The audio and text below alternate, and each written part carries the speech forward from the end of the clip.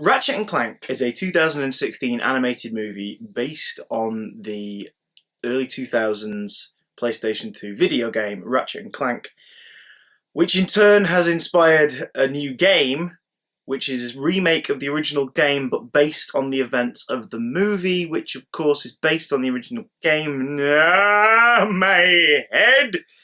I'm going to cut straight to it with this one. Ratchet & Clank is a film. I caught this early on Friday, Friday the 29th, so Civil War release day. Weird release date for a movie, really, in the UK.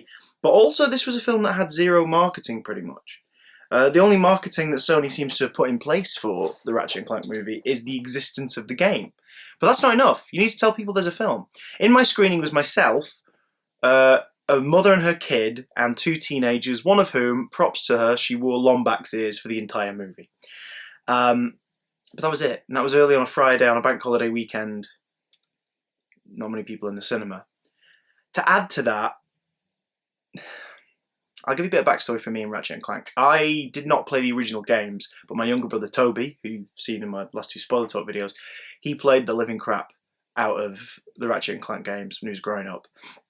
And then when I got a PS3, and I loved the humour, I thought they were really funny, and I rarely sit down and watch someone play a video game, but I would watch him play the Ratchet & Clank games because they were entertaining to watch.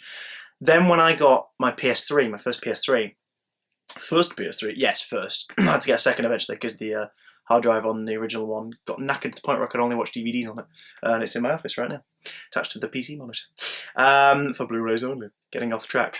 I got Tools of Destruction. Ratchet & Clank Tools of Destruction is one of my first games. In the UK, they've got different names, the games do, than in the US, because in the US they got away with puns and whatnot. And I really liked Tools of Destruction, and I downloaded Quest for Booty, and I played that, and I had a lot of fun. So I was expecting pretty decent things from this movie.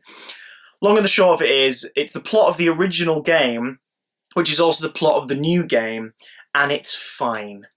That's the biggest crime of this movie, it's fine. The games are incredibly witty, and the film is too, but it has a really good first act setting up the characters, and I have, remember, a memory of the first game, and how that story went.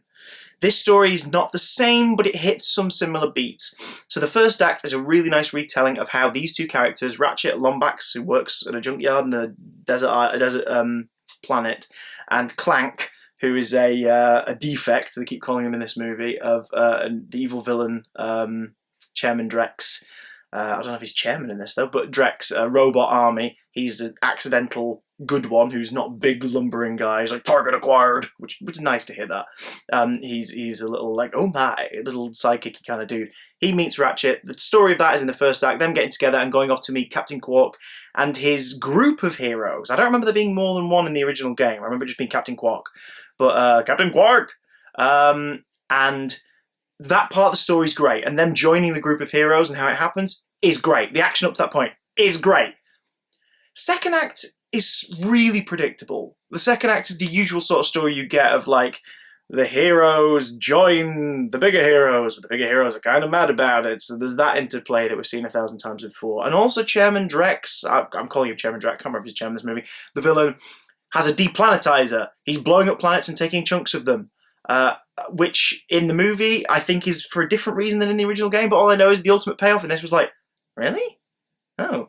And he has an evil scientist with him called Dr. Nefarious, who is, for fans of the video game, a different version from the one in the games because he's not a cyborg. Yet. They're obviously sort of trying to build the universe a bit more, take the original concepts and intertwine them from early on. But this is a fresh start, so there's no need for them. As Sony's first movie based on their properties, they're doing a couple of these, the next one is Sly Cooper, it's not a brilliant start. The whole thing kind of felt like it was just sort of good setup, kind of predictable second act, third act over in a flash, obvious turns and action and everything. And that's really upsetting. And this morning, just before I was going to record this review, I watched Angry Joe's review of the film. And his review summed it up. I was like, there's something missing. I watched his review. Apparently, this game is almost in this film of the game. This film of the game is almost entirely in the game. Like the cutscenes are the same. They're lifted from the film, which is fine because they're beautifully animated. It's a beautifully animated movie. It keeps with the style of the series. It's not like Pixar realism, but it's not DreamWorks cartoony. It's sort of in this nice in-between place, and it looks really good, and all the characters move really well, and they all have very distinct like physical characteristics and idiosyncrasies, and it looks really good. But all of this is in the game, and the game is, and I've not played it yet, I'm saving my pennies at the moment, so I've not bought it, but the game is apparently like 9 out of 10, 10 out of 10 across the board. Amazing. Takes everything about the original games that worked and applies it to the new gen consoles. So basically what was missing was that I wasn't playing a video game. Ratchet & Clank the movie is a lesser version of the game. For all intents and purposes, that's the best way to describe it. It's not as good as the video game. That is not to say that it's not a good film, it just isn't it doesn't impact in any way. It's not significant. It doesn't feel like it's adding anything. If it had been an original story with these characters that just happened to be a similar incarnation to the remake video game, maybe that would have worked better. Good points, because it sounds like I'm just slagging the movie off. Good points. The voice cast, especially the returning cast from the games, is tremendous. The guys who voice Ratchet & Clank, which is James Arnold Taylor and David Kay, are brilliant in the roles. They know these roles inside out. In fact, they've played them in every single iteration, apart from Ratchet. Someone else voiced Ratchet in the first original game, I think, but they've played it in every version. Captain Quark, I can't remember the actor's name, I think it's Tom Ward. Correct me in the comments if I'm wrong. He's phenomenal. He's always brilliant, but there's almost too much Captain Quark in the film. His role in the original game is done very well. In this, he's kind of in it a lot more, and it waters down the funny element of his character. But he's, as a performer, really good with it. And Armin Shimmerman, Principal Snyder from Buffy is Dr. Nefarious, and he's great. He's clearly having a lot of fun playing the part.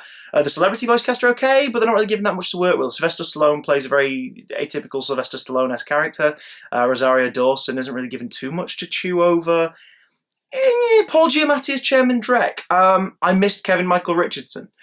And again, I'm not just saying that because I'm like, oh, I wish the film was like the old games. But Kevin Michael Richardson's Chairman Drek in the original game had a very distinct presence. He's a tiny dude with that big voice. Like, it's the guy who voices, like, you know, Cleveland Jr. and the Joker and the Batman. It's like, he's got this very big voice. And Paul Giamatti does that voice briefly at the beginning. He sort of addresses his minions like that at the very beginning of the movie as Drek. I was like, oh, is he going to do like that for the whole film? No, he sort of doesn't. And he does a good job, but this Drek isn't as interesting as the original Drek. So, yeah, some really nice zingers, really nice one-liners. I'll spoil one for you. There's a really particularly nice bit where one of the robot drones gets knocked off a bridge, and it makes the Wilhelm scream, you know, the sound, like the classic one that's always used, and another robot like sort of reaches out the window and goes, Wilhelm! And it's things like that are funny. There's a smutty phone pest gag at the beginning of the movie, which made me go, all right, props to you for that. And also this really nice bit where Quark corners Drek with a gun, and Drek sort of makes a proposal to him, and Quark goes like, do you really think I'm going to listen to you? And his minion just comes in from the side and puts a gun to his head, like just, and without even looking or skipping a beat, Quark goes, I'm listening. Like, things like that are really funny, but you get that in the game. So, go see it on a cheap morning screening. If you've got young kids, I think they'll really dig it. Kids who are a bit too young to play the game, they'll really enjoy it, and you'll get a giggle.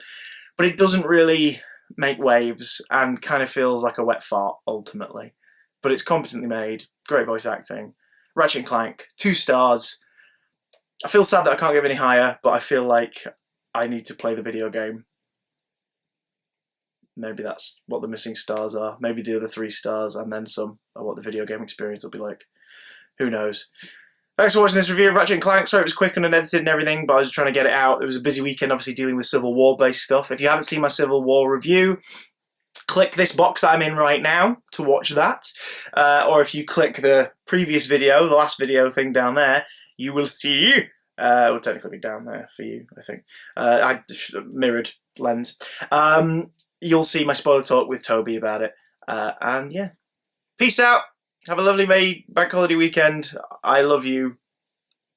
Except you. You still, I'm never going to forgive you for that thing. But the rest of you,